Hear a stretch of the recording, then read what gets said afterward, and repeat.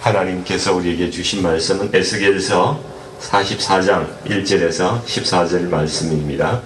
제가 가진 구약성경은 1220면에 있습니다. 우리 같이 하나님의 말씀 같이 합독하겠습니다. 그가 나를 데리고 성소의 동쪽을 향한 바깥문에 돌아오시니 그 문이 닫혔더라.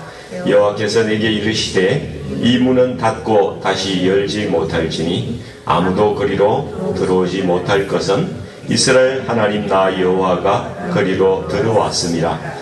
그러므로 닫아 둘지니라. 왕은 왕인 가닥에 안 길로 이 문 현관으로 들어와서 거기에 앉아서 나 여호와 앞에서 음식을 먹고 그 길로 나갈 것이니라. 그가 또 나를 데리고 북문을 통하여 성전 앞에 이르시기로 내가 보니 여호와의 영광이 여호와의 성전에 가득한지라. 내가 얼굴을 땅에 대고 엎드리니 여호와께서 내게 이르시되 인자야 너는 전심으로 주목하여 내가 내게 말하는 바 여호와의 성전의 모든 규례와 모든 율례를 귀로 듣고 또 성전의 입구와 성소의 출구를 전심으로 주목하고 너는 반역하는 자 곧 이스라엘 족속에게 이르기를 주 여호와께서 이같이 말씀하시기를 이스라엘 족속아 너희의 모든 가정한 일이 족하니라. 너희가 마음과 몸에 할례받지 아니한 이 이방인을 데려오고 내 떡과 기름과 피를 드릴 때에 그들로 내 성소 안에 있게 하여 내 성전을 더럽힘으로 너희의 모든 가정한 일 외에 그들이 내 언약을 위반하게 하는 것이 되었으며 너희가 내 성물의 직분을 지키지 아니하고 내 성소에 사람을 두어 너희 직분을 대신 지키게 하였느니라. 주 여호와께서 이같이 말씀하셨느니라. 이스라엘 족속 중에 있는 이방인 중에 마음과 몸의 할례를 받지 아니하는 이방인은 내 성소에 들어오지 못하리라. 이스라엘 족속이 그릇 행하여 나를 떠날 때에 레위 사람도 그릇 행하여 그 우상을 따라 나를 멀리 떠났으니 그 죄악을 담당하리라. 그러나 그들이 내 성소에서 수종들어 성전 문을 맡을 것이며 성전에서 수종들어 백성의 번제 희생물과 다른 희생물을 잡아 백성 앞에 서서 수종들게 되리라. 그들이 전에 백성을 위하여 그 우상 앞에서 수종들어 이스라엘 족속이 죄악에 걸려 넘어지게 하였으므로 내가 내 손을 들어 쳐서 그들이 그 죄악을 담당하였느니라. 주 여호와의 말씀이니라. 그들이 네게 가까이 나와서 제사장의 직분을 행하지 못하며 또 내 성물 곧 지성물에 가까이 오지 못하리니 그들이 자기의 수치와 그 행한 바 가증한 일을 담당하리라. 그러나 내가 그들을 세워 성전을 지키게 하고 성전의 모든 수종드는 일과 그 가운데서 행하는 모든 일을 맡기리라. 아멘. 네, 오늘 이 말씀으로 우리의 거룩은 하나님의 소망입니다. 이런 제목으로 말씀을 나누기를 원합니다. 여러분, 성경에서 하나님을 설명하는 가장 중요한 단어가 하나 있는데 그것이 거룩입니다. 거룩이라는 용어예요. 하나님은 거룩하려고 노력하시는 분이 아니시죠. 하나님의 존재 자체가 거룩입니다. 그래서 하나님의 거룩은 과연 우리가 감히 어떤 것인지 어떤 상태인지 알 수는 없어요. 그러나 그냥 짐작만 할 따름입니다. 이사야가 하나님의 보좌를 보았을 때 천사들이 거룩하다, 거룩하다, 거룩하다, 만군의 여호와여 그렇게 외치죠. 근데 문제는 하나님은 거룩하신데 우리는 거룩하지 않다는 데 문제가 있는 겁니다. 인간은 타락한 이후에 거룩하신 하나님과 같이 존재할 수가 없는 그런 존재가 되어버린 거예요. 아담과 하와는 범죄한 후에 하나님의 얼굴을 피하려고 했어요. 숨으려고 했어요. 하나님의 거룩에 자기의 죄를 비춰보니까 나설 수가 없는 거죠. 하나님을 대면할 수가 없었습니다. 그래서 에덴에서 쫓겨난 것도 사실 따져보면 거룩하신 하나님과 거룩하지 않은 인간이 함께 공존할 수가 없었던 거죠. 우리를 위해서 거룩하신 하나님 앞에서 하나님께서는 우리를 살리시려고 에덴 밖으로 내보내셨다. 이런 생각이 저는 들었습니다. 죄의 가장 무서운 결과가 우리가 죄를 지어서 나쁜 사람이 되고 이런 것보다도 우리가 거룩하신 하나님과 단절되어 버린다는 것이 가장 큰 비극인 거죠. 그럼에도 불구하고 하나님께서 우리를 포기하지 않으신다는데 우리가 소망이 있다는 것입니다. 구약에서 하나님께서 우리 죄를 지은 자들을 만나 주시려고 정결하게 하는 법을 세워서 주셨어요. 그리고 제사장도 정결하게 해서 그 절차를 거쳐서 하나님 앞에 나올 수 있는 방법을 가르쳐 주셨어요. 그리고 피를 흘려서 제사하게 함으로써 우리가 하나님 앞에 나갈 수 있는 통로를 열어주신 것이죠. 이게 전부가 이 더러워진 인간을 정결하게 이렇게 하셔서 다시 하나님 앞으로 나오게 하기 위해서 하나님께서 만드신 은혜의 방편들이다. 이게 은혜인 거예요. 은혜. 그러니까 하나님께서 너는 부정하니까 이제 내 앞에 절대 나타나지도 마. 사라져. 이렇게 말씀하셨다면은 우리 소망이 없는 거예요. 그러니까 하나님께서 씻고 다시 내게로 와라. 내가 너를 만나주겠다. 너가 나를 만날 길을 열어주겠다. 그렇게 말씀하신 거예요. 그리고 마침내 하나님께서는 그의 아들 예수 그리스도를 우리에게 보내주신 것이죠.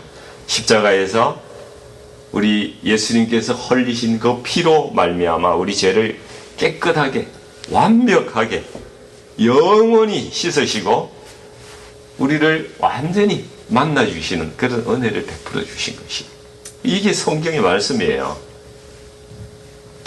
그래서 히브리서 10장 14절에 그가 거룩하게 된 자들을 한 번의 제사로 영원히 온전하게 하셨느니라. 창세기에서 하나님의 얼굴을 피해서 도망가고 숨어버리던 그 인간들이 요한계시록에 보면은 하나님의 얼굴을 대면해서 함께 그 공간에 함께 계시는 것이 성경의 마지막 모습이라는 것입니다.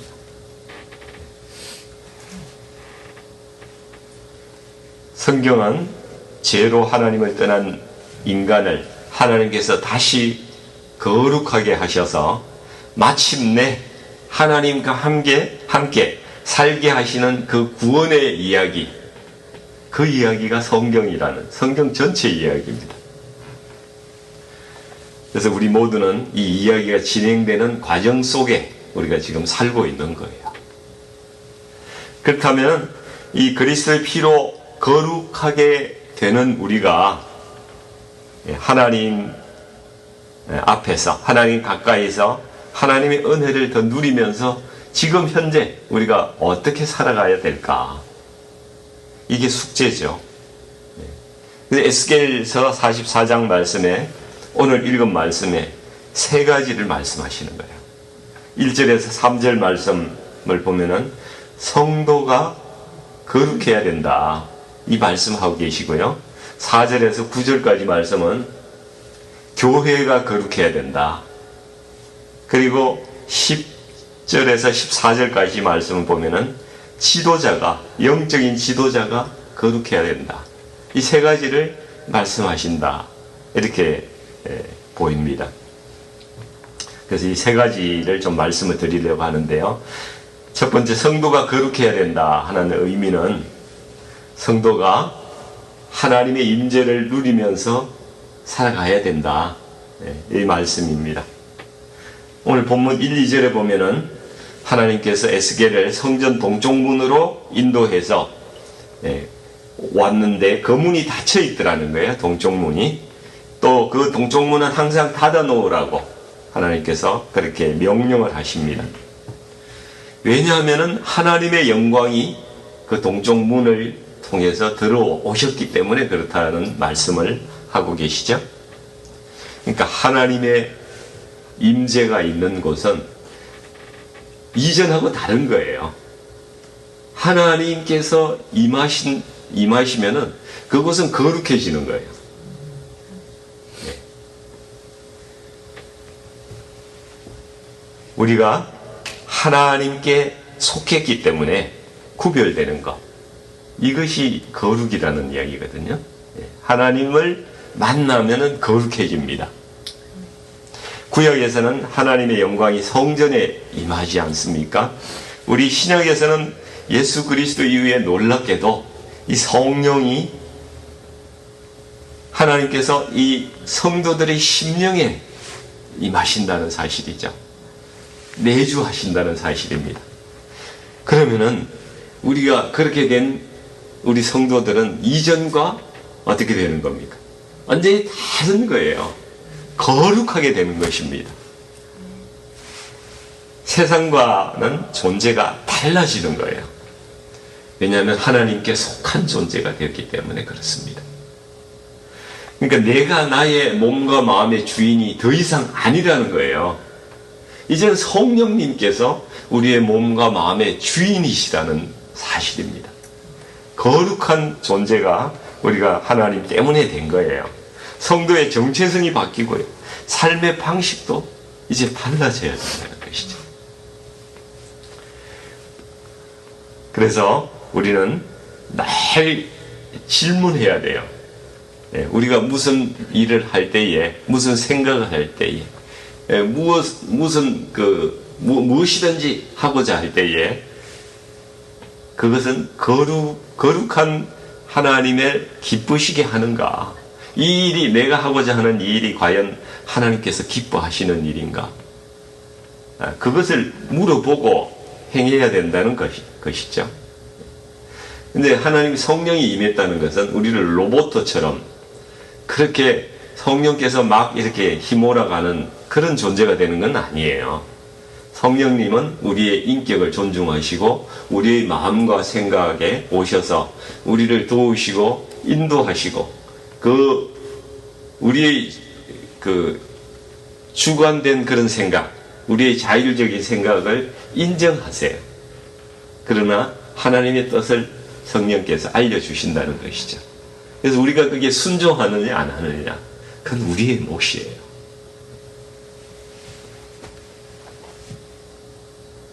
그래서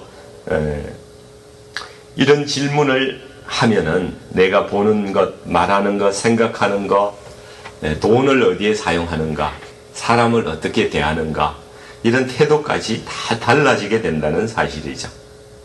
또 이 기준으로 우리 모든 것을 돌아보면은 우리가 잘못된 것이 무엇인가가 드러나게 되어 있습니다.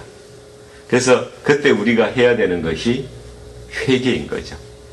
그래서 이 회개라는 것은 거룩의 회복을 위해서 씻는 거예요. 우리를 씻어내는 것입니다. 그래서 하나님께 가까이 갈 수 있는 그러한 은혜의 길이기도 한 것이죠. 그래서 늘 우리는 주님, 내 안에 주님께서 기뻐하지 않으신 것이 무엇입니까? 이것을 발견하고 회개하고 씻고 다시 주님께 돌아가는 이 삶을 우리의 패턴이 되도록, 우리 삶의 패턴이 되도록 하는 것이 중요합니다. 그래서 거룩은 완벽한 사람이라는 뜻은 아닙니다. 날마다 하나님 우리의 말과 행위와 자세를 씻으면서 하나님께 가까이 나아가는 그 삶, 그것이 거룩의 삶이라는 말씀입니다. 그리고 그리스도의 피로 거룩하게 된 우리가 하나님 어떻게 살아야 됩니까? 첫 번째 답은 우리 각자가 거룩해야 된다. 그 말씀을 드렸고요. 두 번째, 교회가 거룩해야 된다. 이 의미는 교회는 세상과 구별된 하나님의 공동체가 되어야 된다는 거죠. 우리 4절에 가서 보니까 에스겔이 성전으로, 북문으로 들어가서 하나님의 영광이 성전의 가득한 모습을 보게 됩니다. 근데 거기에서 그 성전에서 하나님께서 이스라엘의 죄를 책망하시는 거예요.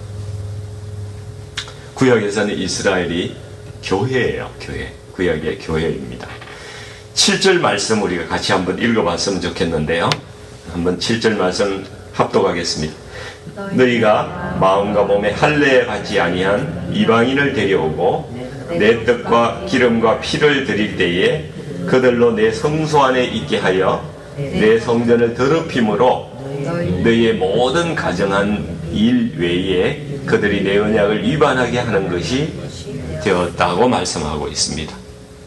그러니까 이 말씀의 의미는요, 쉽게 이야기하면 하나님께 속하지 않은 속된 것들, 하나님께 거룩하게 되지 못한 것들, 이런 것들이 성전 안으로 들어와서 거룩함과 속됨의 어떤 경계가 있어야 되는데 그 경계가 없어져 버린 거예요. 더러운 것이 성전에 그냥 들어왔다는 말씀입니다. 여기가 교회인지 시장 바닥인지 구분이 안 되게끔 그렇게 만들어 놨다는 거예요. 예수님께서 성전에 가셨을 때에 성전을 깨끗이 하는 그런 일을 하시죠. 재물을 팔고 환전하는 상인들의 상을 둘러 엎으셨어요. 거룩한 분노를 하셨습니다. 그때 예수님 말씀하셨잖아요. 내 아버지의 집으로 장사치들의 집을 만들지 말라고 그렇게 말씀하셨어요. 여러분, 교회는 세상의 모든 사람들이 와야 되는 곳입니다. 환영하는 곳입니다. 그리고 사랑해서 그들을 맞아들여야 합니다. 그러나 세상에 있는 속된 가치관이 교회 안으로 들어오게 해서는 안 된다는 것이죠. 여러분, 세상은 돈을 최고로 여기잖아요. 그렇다고 교회가 우리도 돈이 최고야, 이런 생각으로 교회가 운영되어서는 안 된다는 겁니다. 세상은 인기와 이런 것들이 있잖아요. 이런 것들이 최고로 여기잖아요. 성공하고 돈 많이 벌고 이런 걸 중히 여기잖아요. 그런데 교회도 그렇게 여기면 되겠습니까? 그건 속된 것이에요. 세상의 가치관이 그대로 교회로 묻어 들어오는 그런 일들이 세상에 얼마나 많이 있습니까? 그래서 지금 교회들이 다 그냥 무너지고 다 망가지는 거예요. 그 일 하지 말라는 거예요. 그것이 교회의 거룩을 지키는 방법인 것입니다. 교회가 세상을 닮아가면요, 절대 세상을 변화시키지 못해요. 세상이 교회를 변화시키는 거예요. 세상이. 교회는 하나님을 닮아갈 때만 세상을 변화시킬 수가 있는 것이죠. 교회에는 이 속된 것과 거룩한 것을 구분하는 기준이 있어요. 그 기준이 하나님의 말씀인 거예요. 그래서 거룩한 교회라는 것은 세상과 담을 쌓아가지고 수도원처럼 우리끼리 기도만 하고 이렇게 살아라, 이 뜻은 아니에요. 우리 더 세상 깊숙하게 내려가서 세상 속으로 들어가서 그들을 변화시키지만은 결코 세상의 가치관에는 따라서 변하지 않는, 물들지 않는 그러한 교회가 되는 것이 하나님의 뜻입니다. 근데 이스라엘이 그렇게 하지 못했다는 거예요. 하나님께서 그것을 책망하고 계시는 것입니다. 우리가 목장도 교회잖아요. 그렇죠? 우리가 성도들이 모여서 예배하고 하나님의 은혜를 나누는 자리가 목장 교회입니다. 그곳에서 우리가 세속적인 그 이야기를 가지고 우리가 풀어내서 그 이야기를 그렇게 해간다면은 그 올바른 것이겠습니까? 우리 목장 모임은 하나님께서 나에게 어떻게 해주셨는가, 어떤 은혜를 베풀으셨는가, 지난주에 그것을 모여서 나누는 자리가 되어야 됩니다. 그렇게 예배드리고 하나님께 거룩하게 나가고 그 시간이 끝나면은 우리가 좀 즐거운 이야기도 하고 이렇게 할 수가 있는 것이죠. 그래서 목장 교회도 거룩해야 합니다. 그것을 기억하시기 바랍니다. 마지막에 우리가 그리스도의 피로 거룩하게 된 우리가 하나님과 더 가까이 하려면 어떻게 살아가야 될까? 마지막 답변은 영적 지도자들이 거룩해야 된다고 오늘 본문은 말씀하고 있습니다. 10절 말씀 같이 한번 읽어보겠습니다. 이스라엘 족속이 그릇 행하여 나를 떠날 때에 레위 사람도 그릇 행하여 그 우상을 따라 나를 멀리 떠났으니 그 죄악을 담당하리라. 백성들이 하나님을 떠나려고 할 때에 백성들이 세속적인 막 그런 것을 가져와서 교회를 그냥 더럽힐 때에 레위 사람들이 그것을 막아야 될 사람들이었는데, 그런데 이 사람들이 백성들이 우상을 따라가니까 그냥 레위인들도 그를 따라갔다는 거예요. 백성들이 흔들리니까 지도자도 같이 그냥 흔들려서 그냥 같이 거기에 묻어서 갔다는 이야기입니다. 그래서 이스라엘이 망한 거예요. 우리 교회가 그렇게 되어버리면 망하는 거예요. 이것이 하나님께서 책망하시는 영적 지도자의 죄악인 것입니다. 영적 지도자는 사람을 따라가는 사람이 아니고요, 사람들이 하나님을 따라가게끔 앞에서 이끄는 그러한 사람입니다. 그래서 지도자는 외로워요. 그죠? 외롭고 또 용기가 필요해요. 때때로 힘든 그런 자리입니다. 그 길은 아닙니다. 우리가 하나님께 돌아갑시다. 이렇게 외쳐야 되는 거예요. 지도자에게 가장 필요한 것은 여러분 보니까 능력이 아니고요, 다른 어떤 잘하는 게 아니에요. 보니까 거룩이더라고요. 거룩함이 있으면은 하나님께서 그와 함께 하시는 거예요.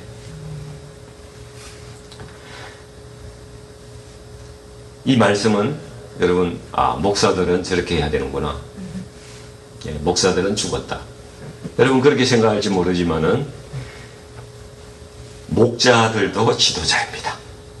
교사도 지도자입니다. 부모님도 자녀에 대해서 영적인 지도자예요. 그렇죠? 우리가 다른 사람의 신앙에 영향을 미치는 자리에 있는 모든 사람은 영적인 지도자인 거예요. 그래서 우리가 어떻게 거룩을 어떻게 지켜나가야 될 것인가, 너무나 중요한 거예요.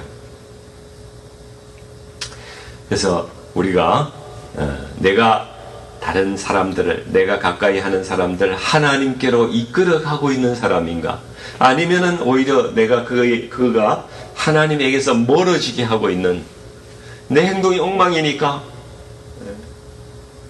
살아가는 그 모습을 보고 아유 저런 사람이 믿는 예수님 같으면 나도 아유 믿기 싫어, 그렇게 되어버리면은 내가 그 사람을 하나님에게서 멀어지게 하는 그런 죄를 범하게 되잖아요. 하나님 앞에 가서 어떻게 우리가 책망을 받겠습니까? 어떤 책망 받겠어요? 너무나 두려운 일인 거죠. 그래서 지도자나 누구든지 항상 하나님 앞에 자신이 바로 서 있는지 먼저 살펴봐야 되는 것입니다. 오늘 말씀을 좀 정리를 하겠습니다. 하나님께서 우리에게 성령을 보내주셨어요. 우리가 하나님께 속한 사람이 되게 하셨다는 것. 하나님께 소속이 된 사람, 거룩한 사람은 바로 그러한 의미를 가지고 있는 것입니다. 마음의 할례를 받은 사람, 육체적으로 할례를 받은 것이 아니라 마음의 할례를 받은 사람이 하나님께 속해져 있는 사람이에요.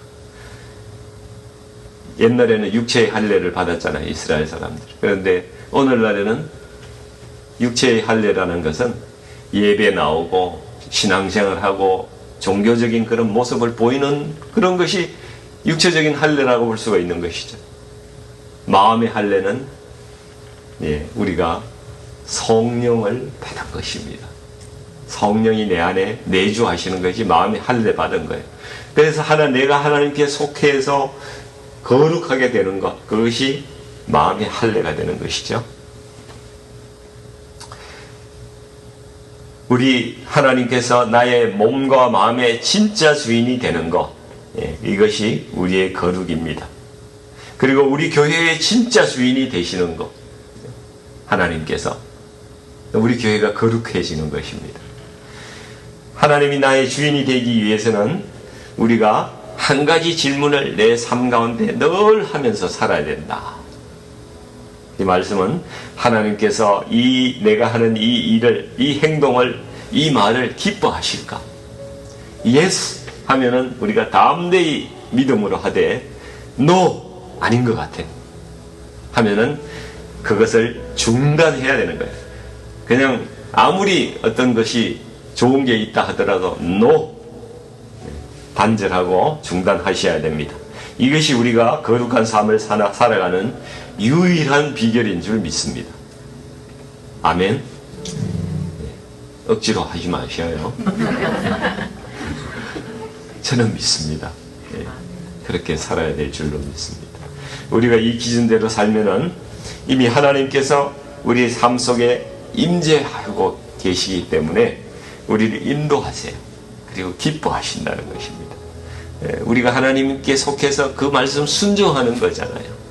그렇게 살면은 하나님께서 우리 삶에 우리 인생 끝까지 영원히 동행하실 줄로 믿습니다.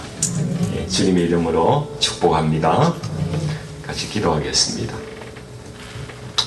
아버지 하나님, 성령님을 우리의 심령 가운데 보내주셔서 영원토록 함께 하시니 아버지 하나님 감사를 올려드립니다.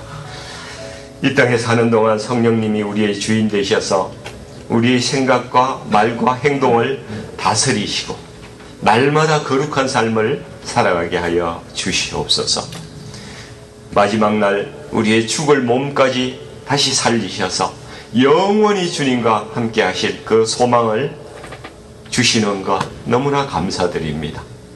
오늘도 우리 성도님 한 사람 한 사람을 거룩한 삶으로 인도하여 주시고 우리 교회와 우리 목회자들과 영적 지도자들을 거룩하게 세워주셔서 주님의 기쁨 되는 그러한 성도와 교회 되도록 아버지 하나님 저희들을 인도하여 주시옵소서. 예수님의 이름으로 감사하며 기도하옵나이다. 아멘.